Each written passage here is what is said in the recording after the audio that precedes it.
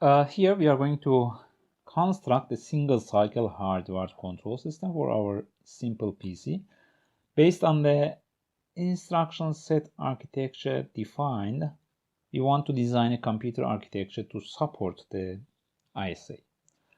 The architecture is going to fetch and execute each instruction in a single clock cycle. The instruction will be provided by the control unit indeed, and then it will be executed by the data path. And now we are going to put everything together. We are going to use a similar data path to the one that we covered in the previous lectures, and the control unit will be defined as a part of our design. Over here you can see the overall block diagram of our simple computer. We have the data memory,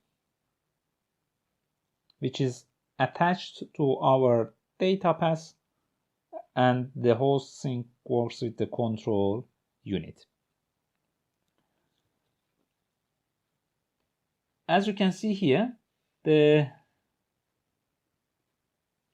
data memory receives one control signal, memory write, which is generated by the instruction decoder. Okay, so memory write comes directly from the instruction decoder or from the control unit. But the data input and the address input for it, they come from the address out and data out of the data path, which are indeed bus A and bus B that we had already inside our data path. The data out from the memory, for the data memory that we have connected now, is connected to the data in of the data path, and then it could be written into the register, any of the registers that we have in the register file. For convenience, the instruction memory is shown within the control unit, but in general it could be outside, but here we have shown it for convenience. The instruction memory address input that you see here, the address input is connected to the program counter, as we already know. So the program counter determines which instruction indeed is going to be executed, yeah. And then the output that we have from the instruction memory in the form of instruction is fed into the instruction decoder. What we have here is also used in order to determine the constant input to our data path. For creating the constant input, as we just already mentioned in the previous lecture, we need to feed it with zeros, because in our design we are using only 3 bits, yeah, as the constant input. Those 3 bits could give us decimal values of starting from 0 up to 7, and since our registers have the width of 16 bits or 2 bytes, we will receive these directly from the init instruction memory, and then we need to fill the rest with 0. The 0 field is being performed over here, and then the constant input will be available for our data path. On the other hand, for the program counter, we have a couple of inputs. One input comes from the branch control, which is the load indeed input, if you remember. When load is equal to 0, the content of the program counter will be incremented by 1, but when load is equal to 1, its content will be updated.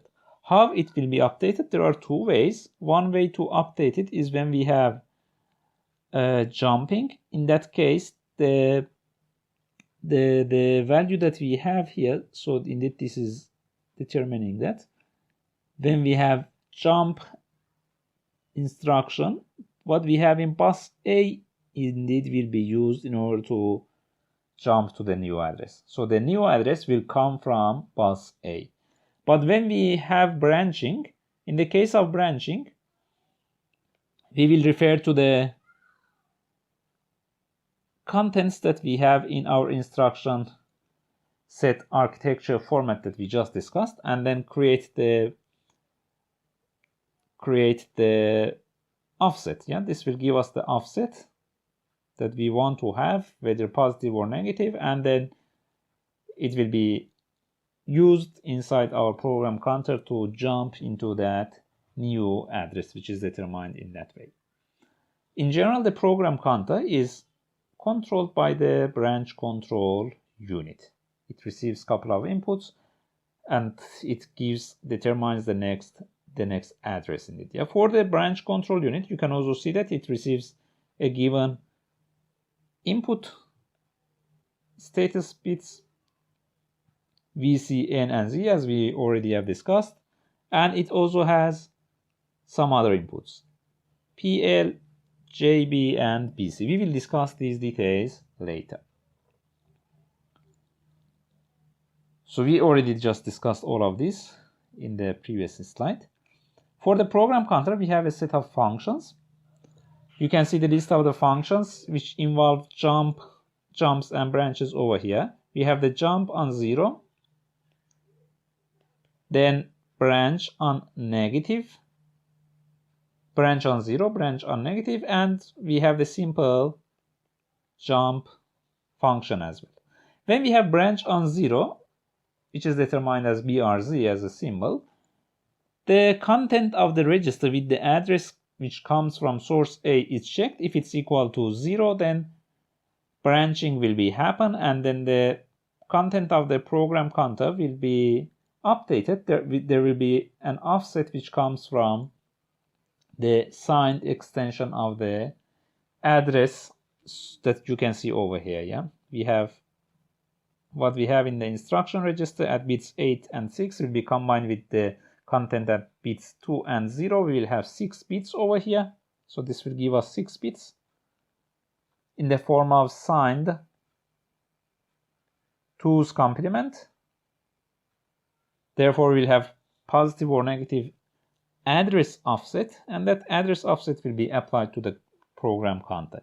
The second case is when we have branch on negative.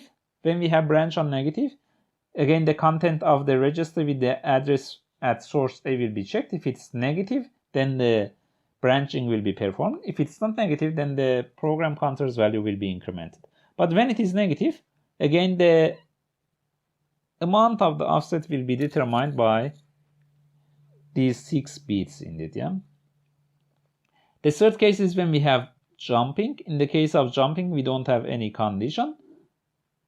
The program counter's value will be updated by what we have at the register with the address which comes from SA. And that is indeed what we have at bus, available at bus A. In that case, jumping will happen and the content of the program counter will be updated.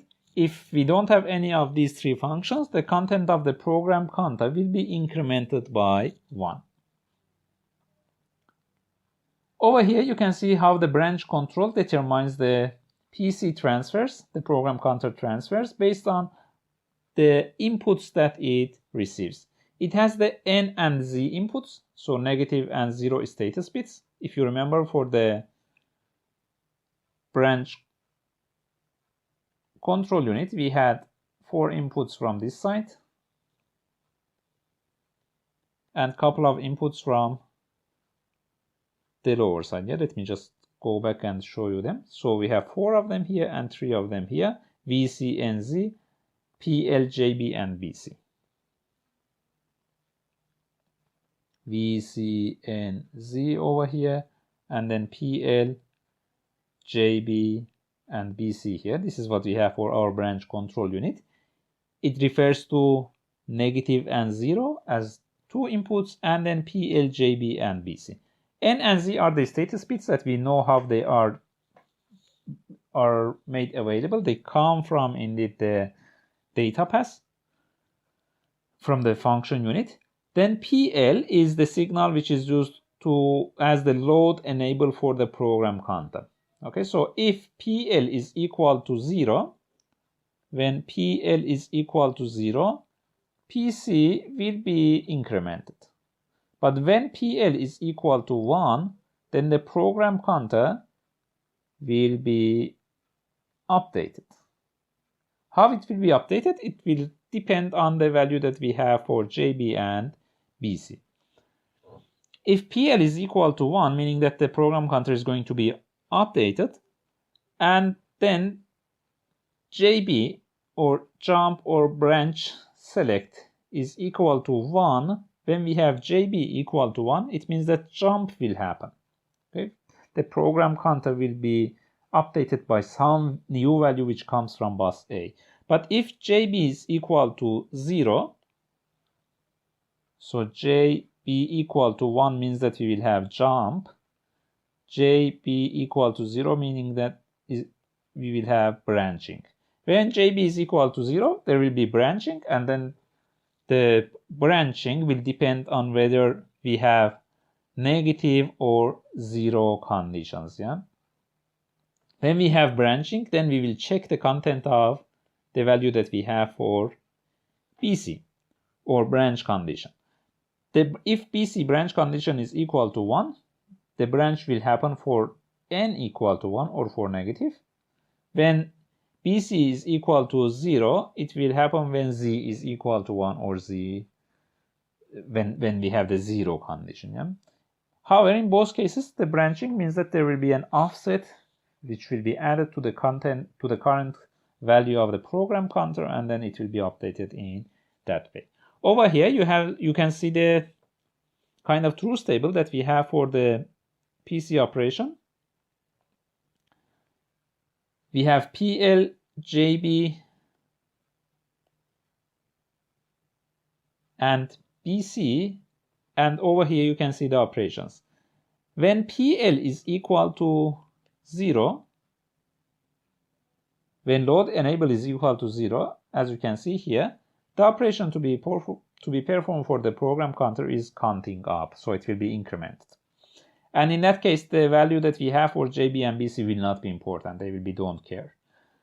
On the other hand, if we have PL equal to 1 and JB equal to 1 as well, PL equal to 1 means that we have jump or branch case, and JB equal to 1 means that we have jump condition, jump operation to be performed. Yeah? So jumping will happen, and in that case, the content of BC will not be important. On the other hand, if we have PL equal to 1 and JB equal to 0, branching will happen.